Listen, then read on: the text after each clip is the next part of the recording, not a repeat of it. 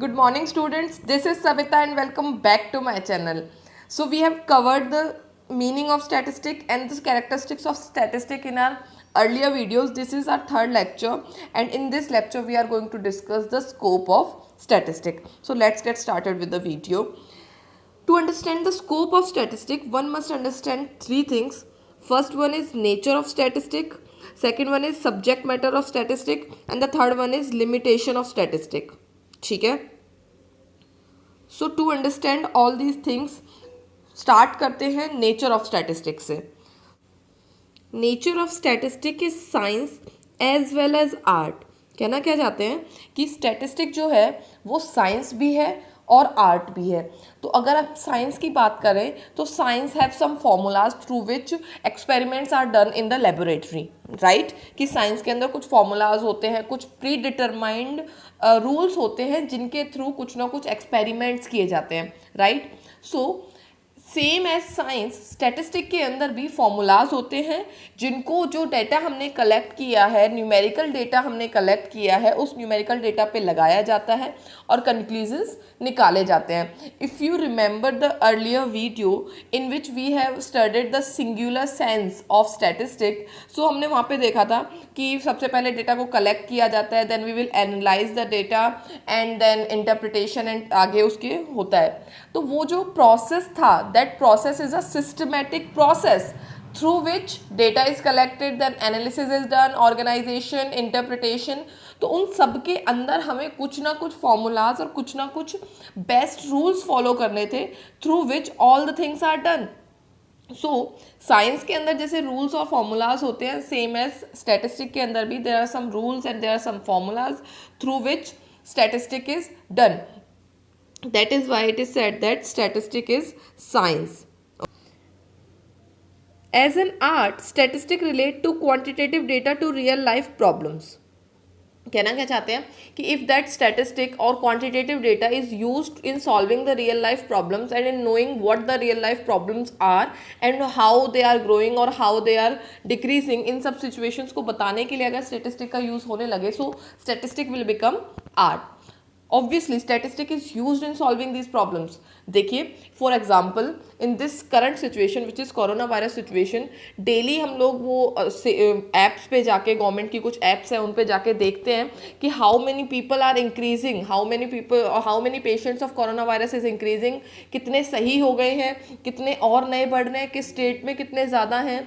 और एक अभी न्यू एक और ऐप आई है आरोग्य सेतु ऐप. आरोग्य सेतु ऐप के अंदर आप पता लगा सकते हैं कि कितने एरिया में आगे आपके कितने लोग हैं जो या तो कोरोना वायरस उनको है या होने वाला है. Means this data, this analysis is done through statistic. और इसी सिचुएशन को कहा गया है कि स्टैटिस्टिक क्या है, एक आर्ट भी है. साइंस तो है ही because predetermined systematic manner है उसको करने का, रूल्स हैं, रेगुले और कुछ फॉर्मूलाज हैं. सो स्टैटिस्टिक विल बिकम साइंस. लेकिन जब स्टैटिस्टिक को रियल लाइफ प्रॉब्लम्स में रखा जा रहा है, statistic is helping in solving the real life problem much better than otherwise, then statistic को क्या बोला गया, स्टैटिस्टिक को आर्ट भी बोला गया. Also statistic is helping, thus the problem of underemployment in India is more meaningfully analyzed when the size of underemployment is supported with the quantitative data. What they want to say is, हम कहते हैं बेरोजगारी है देश के अंदर, अंडरएम्प्लॉयमेंट है, गरीबी है, बट इसी वर्ड को ऐसे बोला जाए, there are 40% people who are unemployed, there are 30% people who are below poverty line. इसी लाइन को जब मैं स्टैटिस्टिक के अंदर बोल रही हूँ, then it is becoming art. तब उसको हम आर्ट बोलते हैं. क्यों? क्योंकि एक तरीके से उसे अच्छे से समझाने की सिचुएशन को आर्ट कहा गया है. That's it. ओके, चलिए आगे बढ़ते हैं. सब्जेक्ट मैटर ऑफ स्टैटिस्टिक में we are going to discuss two things in it, descriptive statistic and influential statistic. Descriptive statistic के अंदर हम क्या पढ़ने वाले हैं, डिस्क्रिप्शन पढ़ने वाले हैं. डिस्क्रिप्शन देखिए आगे क्या है. देखिए हमने सिंगुलर सेंस ऑफ स्टैटिस्टिक पढ़ा है. सिंगुलर सेंस में there are 5 steps through which हम एक्सप्लेन कर रहे थे स्टैटिस्टिक क्या है. वही 5 स्टेप डिस्क्रिप्टिव स्टैटिस्टिक के अंदर भी आती है. मतलब कि अगर आपको मीनिंग पता है सिंगुलर सेंस ऑफ स्टैटिस्टिक का, तो आप आराम से डिस्क्रिप्टिव स्टैटिस्टिक को समझ पाएंगे. आइए देखते हैं. Descriptive statistic refers to those methods which are used for collection, presentation as well as analysis of the data. Obviously singular sense में भी हमने यही पढ़ा था. First step was collection. Collection is done through census method और sampling method, दोनों में से किसी मेथड से किया जा सकता था. देन प्रेजेंटेशन था. प्रेजेंटेशन के अंदर हमने क्या करना था, कुछ बार डायग्राम्स का और कुछ क्या बोलते हैं फिगर्स का यूज़ करना था. And then analysis of the data. Analysis के अंदर क्या करना था, कुछ फॉर्मूलाज लगाने थे, साइंस के जैसे कुछ फॉर्मूलाज लगाने थे. इसीलिए हमने क्या बोला है, स्टैटिस्टिक को साइंस भी बोला है. जब हम कुछ फॉर्मूलाज का यूज़ करके कंक्लूजन ड्रॉ करते हैं तो यहाँ पे mean, mode, median, standard deviation, covariance, correlation और बहुत सारे मेथड्स हैं जिसके थ्रू कंक्लूजन्स निकाले जाते हैं और डेटा को क्या किया जाता है, एनालाइज किया जाता है. These method relates to such estimates and measurement of central tendency. Mean, mode, median हो चुकी है बात. डिस्पर्जन. डिस्पर्जन के अंदर हम स्टैंडर्ड डेविएशन वगैरह पढ़ने वाले हैं. कोरिलेशन. ठीक है.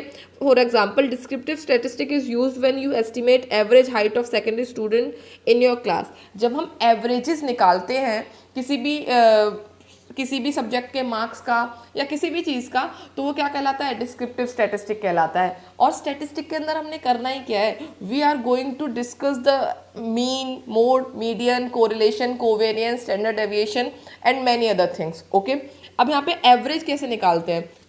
लेट्स से एक बच्चे की हाइट 5 फीट है, दूसरे की 6 फीट है और तीसरे बच्चे की हाइट 4 फीट है.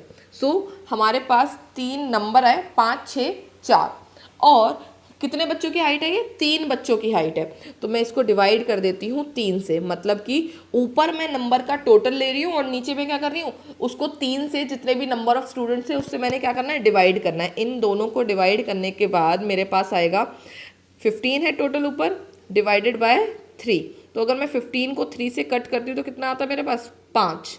इसका मतलब है एवरेज हाइट ऑफ स्टूडेंट्स कितनी है, 5 फीट. मैं ये नहीं कह रही हूँ कि हर स्टूडेंट की हाइट 5 है. No, what I want to say is averagely in तीनों बच्चों की हाइट कितनी है, 5 फीट है. ठीक है. एवरेज का मतलब समझना स्टैटिस्टिक में बहुत ज़्यादा इंपॉर्टेंट है. इनिशियल स्टैटिस्टिक के पास इन्फ्लुएंशियल स्टैटिस्टिक के अंदर हम पढ़ने क्या वाले हैं, इसके अंदर हम पढ़ने वाले हैं sampling method of collecting data. हमने देखा कि there are 2 method, census, sampling method. उसको थोड़ा सा आज डिस्कस कर देते हैं इन डिटेल. हम इसे नेक्स्ट चैप्टर में डिस्कस करेंगे, लेकिन यहाँ पे मैं आपको थोड़ा सा उसका मीनिंग बताने वाली हूँ. Influential statistic refers to all such method by which conclusion are drawn related to universe और population on the basis of sample. अब यहाँ पे 2 नए वर्ड आए हैं हमारे पास. पहला है यूनिवर्स और दूसरा तो सैंपल अभी सुन ही लिया, चलो नया नहीं है हमारे लिए. अब यूनिवर्स का मतलब क्या है, देखिए लेट्स से मेरी क्लास में 30 स्टूडेंट है. ओके. 30 स्टूडेंट्स का मैंने टेस्ट लिया, सारे के सारे 30 स्टूडेंट्स का. तो वो जो 30 स्टूडेंट्स हैं वो मेरे लिए यूनिवर्स बन गए. मतलब कि मैं जिस भी पॉपुलेशन का, मतलब कि जितने लोगों का मैं स्टैटिस्टिक के अंदर न्यूमेरिकली डेटा कलेक्ट करना चाहती हूँ, वो सारे लोग क्या बन जाते हैं, वो सारे के सारे यूनिवर्स कहलाते हैं. मतलब कि अगर यहाँ पे हम जैसे देखिए फॉर एग्जांपल कोरोना वायरस के अंदर हम पूरे इंडिया की बात कर रहे हैं, तो पूरी इंडिया अभी हमारे लिए क्या है, पॉपुलेशन है. ठीक है.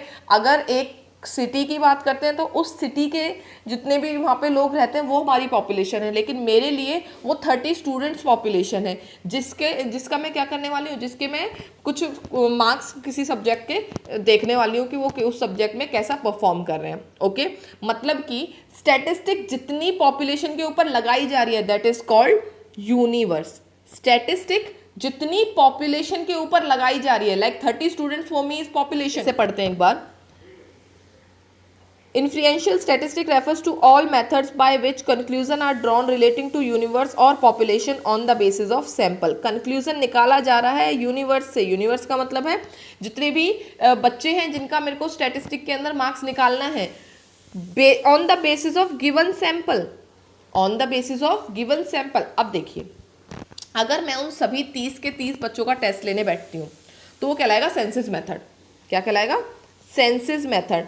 कि जिसके अंदर सारी की सारी पॉपुलेशन के ऊपर एक्सपेरिमेंट किया गया है, सारी की सारी पॉपुलेशन का के ऊपर एक्सपेरिमेंट किया गया है, पूरी की पूरी क्लास का हमने क्या लिया है, टेस्ट लिया है. ओके. बट अगर मैं पूरी क्लास का टेस्ट नहीं लेती हूँ, मैंने ऑरल टेस्ट बोला था और मैंने 5 या 6 बच्चों से उठा के क्वेश्चन के जवाब पूछे और मैंने उससे एक कंक्लूजन निकाल लिया कि चलो ठीक है, इन 5-6 बच्चों को वो जवाब पता है, इसका मतलब ये पूरी क्लास को जवाब पता होगा। इस सिचुएशन में मैंने क्या किया, इस सिचुएशन में मैंने सैम्पलिंग मेथड का यूज़ किया है। मैंने यहाँ पे सेंसस मेथड का यूज़ नहीं किया है। क्यों? क्योंकि सैम्पलिंग मेथड के अंदर होता क्या है, जितने बच्चे हैं, जितनी मेरी यूनिवर्स है, जितनी मेरी पॉपुलेशन है, पूरी पॉपुलेशन का यूज़ ना होके थोड़ी पॉपुलेशन का यूज़ किया जाता है और उसी से क्या किया जाता है, डेटा कलेक्ट किया जाता है। फॉर एन एग्जाम्पल अगेन, अभी क्या हो रहा है in this corona virus situation, सबका टेस्ट तो नहीं हो रहा है कि सबके घर आके डॉक्टर्स आ रहे हैं और सबका टेस्ट कर रहे हैं। नो, किसी एक पॉपुलेशन को उठा लिया जाता है, किसी एक यूनिवर्स को ले लिया जाता है और उनका टेस्ट किया जाता है। जैसे हम डेली कुछ ना कुछ न्यूज़ में सुनते हैं कि आज 500 लोगों का टेस्ट किया। अब वो 500 लोग कौन से 500 लोग हैं हमें नहीं पता। ये नहीं है कि किसी एक एरिया के ही 500 लोग हैं, वो ज़रूरी नहीं है ऐसा। वो कहीं कहीं के अलग अलग 500 लोग हैं और उनके बेसिस पे कंक्लूजन निकाला जाता है कि आज के दिन इतना रेट है कोरोना वायरस के इंक्रीज होने का। राइट और रॉन्ग? अच्छा, एक और एग्जाम्पल देती हूँ मैं सैम्पलिंग के लिए आपको। ब्लड सैंपलिंग, बुखार हो गया, टाइफाइड हो गया, तो आप जाते हैं डॉक्टर के पास, डॉक्टर बोलता है आपको ब्लड टेस्ट कराना है। राइट और रॉन्ग? ठीक है, ब्लड टेस्ट कराने चले गए। अब जब हम ब्लड टेस्ट करवाने जाते हैं तो डॉक्टर क्या सारा का सारा खून निकाल के ब्लड का हमारे टेस्ट करता है? हाँ जी, नहीं करता है ना। डॉक्टर क्या करता है, थोड़ा सा एक इंजेक्शन के अंदर क्या लेता है, ब्लड लेता है और उसके थ्रू हमें बता देता है कि भाई आपको ये बीमारी है, आपको कोई बीमारी नहीं है। That is also an example of sampling method. वो क्या कर रहे हैं, आपके ब्लड का सैंपल लेते हैं और उसके थ्रू उस पर एक्सपेरिमेंट करके उसको यूज करके क्या करते हैं, आपको बताते हैं कि आपको कोई बीमारी है या बीमारी नहीं है। So with that all examples आपको इन्फ्लुएंशियल स्टैटिस्टिक समझ आ जानी चाहिए कि इन्फ्लुएंशियल स्टैटिस्टिक के अंदर करने क्या वाले हैं, we are going to use the universe through which samples are drawn. Universe के अंदर से सैंपल्स निकाले जाएंगे और उससे क्या होगा, कंक्लूजन निकाला जाएगा। चलिए वापस एक बार देखते हैं। Statistic refers to all such method by which conclusion are drawn relating to universe. Universe क्या हो गया, जितने लोगों के ऊपर उस मेथड का यूज किया जाना है। मेरी क्लास में 30 बच्चे हैं तो मेरे लिए 30 बच्चे मेरा क्या है, यूनिवर्स है। और population on the basis of given sample. In statistics the term universe refers to aggregate of all items. aggregate of all item का मतलब क्या है, जितने भी लोगों के ऊपर statistic का वो जो method है वो यूज़ किया जाना है। For example, if your class teacher estimate average weight of entire class called universe or population on the basis of average height of only a sample of student of the class, he is using inferential statistic. ये कहना क्या चाहते हैं कि teacher ने 30 बच्चों में से 10 बच्चों की हाइट ली और उसको एवरेज कर दिया, then it is called influential statistic. Got my point? Okay, subject matter of statistic के अंदर हमने पढ़ा, there are 2 subject matter, descriptive statistic पढ़ी हमने और इन्फ्लुएंशियल स्टैटिस्टिक पढ़ी। इन द डिस्क्रिप्टिव स्टैटिस्टिक हमने क्या पढ़ा, all the methods to which data is collected, analysed, organisation and interpretation is done. And in the influential statistic what we have done कि universe का use करके कैसे sampling method का प्रयोग किया जाता है और कंक्लूजन्स क्या किए जाते हैं, उससे ड्रॉन किए जाते हैं। ठीक, चलिए स्टार्ट करते हैं। Limitation of statistic, the first one is study of numerical facts only. Obviously statistic only record quantitative data और द न्यूमेरिकल डेटा। तो ये इसकी लिमिटेशन हो गई क्योंकि हमारे जो क्वालिटेटिव डेटा है उसको रिकॉर्ड करना स्टैटिस्टिक का काम नहीं है। So this is the limitation of statistic कि भाई स्टैटिस्टिक क्या है, ऑनेस्टी, फ्रेंडशिप, विजडम, हेल्थ और जस्टिस वगैरह को क्या नहीं करने वाली है, मेजर नहीं करने वाली है। ठीक है। The other one is statistic study of aggregates only. कल हमने ये भी पढ़ा था फीचर्स के अंदर कि स्टैटिस्टिक क्या है, एग्रीगेशन ऑफ द फैक्ट है। सो एग्रीगेशन ऑफ फैक्ट का मतलब है एक सिंगल नंबर को स्टैटिस्टिक क्या नहीं करने वाली है, तवज्जो नहीं देने वाली है जब तक वो क्या नहीं है, एग्रीगेट नहीं है। अभी अभी हमने पीछे क्या किया था, एवरेज निकाला था। एवरेज निकालने के लिए किसी एक नंबर का एवरेज निकल सकता है क्या? मैंने बोला उस बच्चे की हाइट 5 फीट है तो एवरेज निकालो, जी नहीं, एक स्टूडेंट का एवरेज नहीं निकल सकता है, एक सिंगल चीज का एवरेज नहीं निकल सकता है। टू बिकम द एवरेज हमें एक से ज्यादा कुछ चाहिए होता है। Okay, for an example it may be statistical fact that your class teacher earn 50,000 per month, but as this fact relate to an individual it is not deem to be the subject matter of statistic. मतलब कि ये एक individual data है, इसको statistic नहीं माना जाएगा। लेकिन वहीं कह दिया जाए स्कूल टीचर्स के सबकी सैलरी बता रहे हैं ये, ठीक है, या फिर एक पूरे रीजन के अंदर जितने लोग रहते हैं उन सबकी सैलरी के बारे में बात करें, then it will be termed as statistic. क्यों? क्योंकि वो क्या हो गया, एग्रीगेशन ऑफ द फैक्ट हो गया है। ठीक है, चलिए नेक्स्ट पॉइंट पे चलते हैं। Homogeneity of data and essential requirement. Homogeneity क्या होता है? There are two type of data, एक होता है होमोजीनियस, एक होता है हेट्रोजीनियस। होमोजीनियस का मतलब होता है सेम, एक जैसा। कैसा होता है? सेम, जिसका मतलब क्या हो, सेम हो। अच्छा, ये जो होमोजेनिटी ऑफ डेटा है ना, कल हमने एक पॉइंट पढ़ा था, placed in relation to each other. अगर आपको याद आ रहा हो, placed in relation to each other, जिसके अंदर मैंने बोला था to become the data comparable, data हमारे पास कैसा होना चाहिए, एक जैसी कैरेक्टरिस्टिक का होना चाहिए। ऐसा नहीं होना चाहिए कि एक आदमी की हमने हाइट ली है, दूसरे का वेट लिया है और तीसरे के फादर की सैलरी हमने ले ली है और हम उसका एवरेज निकालने बैठेंगे। No, it can not be possible. So to become statistic हमारा डेटा कैसा होना चाहिए, होमोजीनियस होना चाहिए। होमोजीनियस का मतलब है सेम होना चाहिए। जो डेटा सेम होगा, एक जैसी कैरेक्टरिस्टिक का होगा, वही स्टैटिस्टिक के अंदर यूज हो सकता है। If the data is not of the same characteristic, और एक जैसा नहीं है, तो वो स्टैटिस्टिक के अंदर यूज नहीं होगा। For example, production of food grain can not be compared with the production of clothes. मतलब कि जो गेहूं बाजरा वगैरह हम उगाते हैं, उसका जो प्रोडक्शन है वो क्लोथ्स के प्रोडक्शन के साथ कंपेयर नहीं किया जा सकता। रीजन क्या है? क्योंकि क्लोथ्स जो कपड़ा है उसका प्रोडक्शन किस में होता है, मीटर्स में होता है। लेकिन वहीं फूड ग्रेन जो है उसका प्रोडक्शन टन्स में होता है, उसको हम टन्स में मेजर करते हैं कि गेहूं को टन में मेजर किया जाता है, लेकिन कपड़ों को किस में मेजर किया जाता है, मीटर में मेजर किया जा सकता है। So it is because clothes is measure in meter and fruit grains are measures in tons. ठीक। Our fourth point is results are true only on an average basis. Average basis का क्या मतलब है? अभी पीछे हम एवरेज निकाल के आए थे, हमने हाइट ली थी 3 स्टूडेंट्स की, 6 + 5 + 4 डिवाइडेड बाय 3, एवरेज कितना आया था, 5। That on an average student की हाइट कितनी थी, 5 फीट थी। इसका मतलब ये तो नहीं है कि राम की हाइट भी 5 थी, श्याम की हाइट भी 5 थी और मोहन की हाइट भी 5 थी। नो, बट हमने एवरेज निकाला और उसके थ्रू एक रिजल्ट निकाला कि 5 फीट ऑन एन एवरेज बच्चे की हाइट होती है। ठीक है, देखते हैं यहाँ पे, most statistical data are true only as average, they express only the broad tendencies. Broad tendencies का मतलब है इंडिविजुअल को ले लेके वो नहीं चलते हैं, इंडिविजुअल चीज़ों के बारे में बात नहीं करते हैं, वो एवरेजली बात करते हैं। अच्छा, एवरेज कितना परसेंटेज ऑफ रिजल्ट रहा है क्लास के अंदर, एवरेजली कितने पेशेंट कोरोना वायरस के डेली बढ़ रहे हैं, वो एक एक को नहीं गिन रहे हैं कि अच्छा कल 15,000 थे, आज 15,001 हो गए। नो, वो एक परसेंटेज को काउंट कर रहे हैं, that is the average percentage, कि ऑन एन एवरेज 10% इंक्रीमेंट आ रहा है डेली, राइट। आगे एक एग्जाम्पल देख रहे थे। For instance, it is said that per capita income in India is 50,000 per annum. इसका मतलब है कि पर कैपिटा इनकम का मतलब है ऑन एन एवरेज हर बंदे की इनकम कितनी है पर एनम, 50,000 रुपए है। It does not mean income of each and individual is 50,000 rupees, some may have मोर और सम में हैव लेस। कहने का मतलब है कोई 50,000 से कम भी कमा रहा होगा इंडिया के अंदर और कोई 50,000 से बहुत ज़्यादा भी कमा रहा होगा, बट जब सबका टोटल करके एवरेज निकाला गया तो वो 50,000 आया। इसका मतलब ये नहीं है कि कोई भी बिल्कुल पुअर नहीं है और कोई भी रिच नहीं है, नहीं।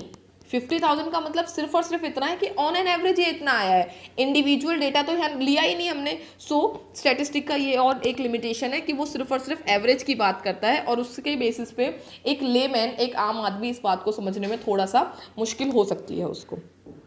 ठीक है, चलिए आगे बढ़ते हैं। Without reference result may prove to be wrong.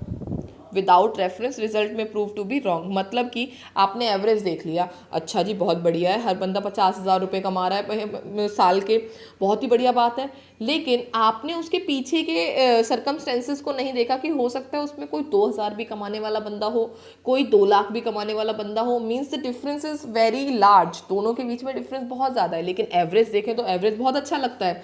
तो this fifth point want to say is without reference, अगर पीछे की रेफरेंस आपको नहीं पता है तो जो रिजल्ट्स निकले हैं वो रॉन्ग भी प्रूव हो सकते हैं। In the business of clothes profits earn during 3 years is 1000, 2000, 3000।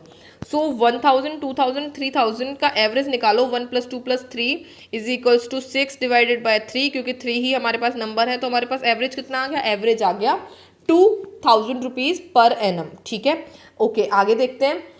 एक और बिजनेस है हमारे पास, पेपर इंडस्ट्री है, और उसके अंदर का जो प्रॉफिट्स है 321, सेम आपका टोटल आएगा 6 डिवाइडेड बाय 3। अब अगर आप इस एग्जांपल से कुछ समझ सकते हैं तो वो ये है कि जो हमारा क्लोथ्स इंडस्ट्री है, क्लोथ्स इंडस्ट्री इंक्रीज हो रही थी, इसके प्रॉफिट्स हर साल इंक्रीज हो रहे हैं, लेकिन जो दूसरी हमारे पास इंडस्ट्री है दैट इज पेपर इंडस्ट्री, उसके प्रॉफिट्स हर साल क्या हो रहे हैं? डिक्रीज हो रहे हैं। लेकिन ऑन एन एवरेज हमारे पास जो अमाउंट आई है वो कितनी है? वो है 2000 रुपीज़ पर एनम। तो अगर एक लेमैन, एक आम आदमी इस बात को देखेगा तो उसके लिए तो क्लोथ इंडस्ट्री भी इतनी ही अच्छी है और पेपर बिजनेस भी उतना ही अच्छा चल रहा है कि दोनों के एवरेजेस क्या है? दोनों के एवरेजेस बहुत ही बढ़िया हैं, 2000 रुपीज़ हैं। लेकिन अगर हम इसको अंदर देखें, दैट इज उसका रेफरेंस हम देखें, तो हमें पता चले कि क्लोथ इंडस्ट्री तो बढ़ रही है और जो दूसरी इंडस्ट्री है वो क्या हो रही है? घट रही है। तो एवरेजेस क्या दे सकते हैं? फॉल्स रिजल्ट दे सकते हैं, लेकिन एवरेजेस को समझने के लिए हमें क्या करना पड़ेगा? उसके रेफरेंसेस को और इंडिविजुअल डेटा को देखना बहुत ज़्यादा इंपॉर्टेंट है। So this is also the limitation of statistic. चलिए नेक्स्ट पॉइंट पे आते हैं। Can be used only by experts. आप पीछे के कैलकुलेशन से थोड़ा सा तो आपको समझ आ गया होगा कि एक आम आदमी इस बात को नहीं, एवरेजेस को नहीं निकालेगा किसी भी चीज़ के डेटा को एनालाइज करने के लिए। बट अगर आपको स्टैटिस्टिक आती है और अगर आप थोड़े से भी एक्सपर्ट हैं उस चीज़ के अंदर, तो आप उस स्टैटिस्टिक को यूज़ कर सकते हैं। So this is also a limitation कि statistic is only use by the expert. Okay, और एक्सपर्ट कौन हो सकता है? जिसको थोड़ी बहुत भी नॉलेज है स्टैटिस्टिकल मेथड्स की, जो हम आगे पढ़ेंगे। मतलब कि इस बुक को पढ़ने के बाद मेरे साथ आप क्या बन जाएंगे? स्टैटिस्टिक के एक्सपर्ट बन जाएंगे, और आपको पता लगने लगेगा कि स्टैटिस्टिक के अंदर क्या चीज़ें हैं, कैसे उसका एवरेज निकाला जाता है, mean, mode, median, correlation, standard deviation, covariance, etcetera etcetera etcetera. Okay, चलिए आगे बढ़ते हैं। Last but not least, prone to misuse. जब हम स्टैटिस्टिक को यूज़ कर रहे हैं, अभी जो ऊपर निकाला एवरेज, जिसके अंदर 2000 रुपये ही एवरेज आया दोनों इंडस्ट्री का, वहाँ पे मिसयूज ही तो होगा। कोई भी मिसगाइड कर सकता है जिस बंदे को उसके बारे में ना पता हो, जिस बंदे को एवरेजेस के बारे में कहानी ना पता हो। वो सिर्फ देख रहा है दोनों ही इंडस्ट्री बहुत बढ़िया चल रही हैं, तो वो तो किसी एक ही इंडस्ट्री में जाके क्या कहता है, अपना कैपिटल इन्वेस्ट कर देगा, और उस कैपिटल इन्वेस्टमेंट का रिजल्ट क्या आएगा? प्रॉफिट डाउन चले जाएंगे। तो वो क्या हुआ? मिसयूज कर दिया, मिसगाइड कर दिया किसी ने उस बंदे को कि आप क्लोथ इंडस्ट्री में चले जाओ, क्योंकि क्लोथ इंडस्ट्री का भी एवरेज क्या है? 2000 रुपीज़ है। और क्या बोलते हैं, दूसरा जो इंडस्ट्री, पेपर इंडस्ट्री का भी एवरेज क्या था? 2000 रुपीज़ था। वो वहाँ पे चला गया और उसके सारे पैसे क्या हो जाएंगे? डूब जाएंगे। Last point is prones to misuse. Misuse of statistic is very common. Statistic may use to support a predetermined conclusion even when it is absolutely false. It is usually said that statistics are like clay by which you can make a god or a devil as you please. Misuse of statistic is indeed its greatest limitation. सबसे बड़ी limitation misuse को ही बोला है। क्यों? क्योंकि जो data हमने collect किया है उसको अगर कुछ लोग मिसयूज कर लेते हैं, जो डेटा प्राइमरी डेटा था उसको किसी ने कलेक्ट किया और किसी और ने उसको मिसयूज कर लिया, इन दैट केस स्टैटिस्टिक क्या बन जाएगा? उसकी मतलब जो उसका इंपॉर्टेंस था वही उसका सबसे बड़ा लिमिटेशन बन जाए। With that, I am ending this lecture here. In this lecture, we have studied nature of statistics, subject matter of statistics, and the limitation of statistics. These three constitute scope of statistics. So to understand the scope of statistics, हमें ये तीनों ही पढ़ने पड़ेंगे. Thank you for watching this lecture. If you have any query, then comment me down below. I will try to help you out. Thank you very much.